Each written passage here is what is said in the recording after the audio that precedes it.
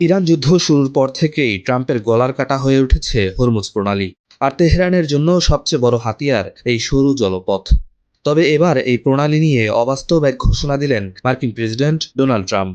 শুনতে অদ্ভুত লাগলেও হরমুজ প্রণালীকে মার্কিন ভূখণ্ড হিসেবে অন্তর্ভুক্ত করার পরিকল্পনার কথা জানিয়েছেন তিনি।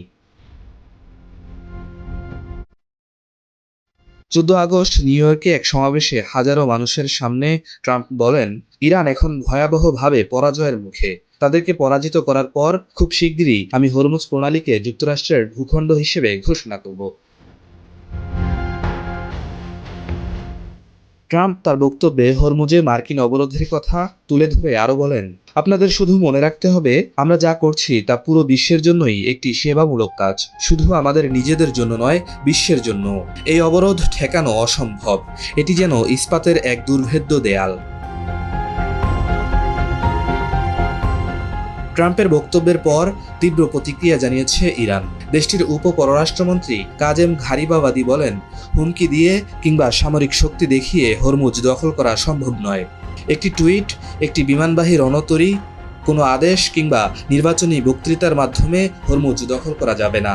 ইরান হুমকিতে ভয় পায় না, শক্তি প্রদর্শনেও ভীত নয়। মধ্যপ্রাচ্যের তেল ও গ্যাস সরবরাহের অন্যতম প্রধান পথ হরমুজ প্রণালী। বিশ্বের বিপুল পরিমাণ জ্বালানি এই সরু জলপথ দিয়ে পরিবহন করা হয়।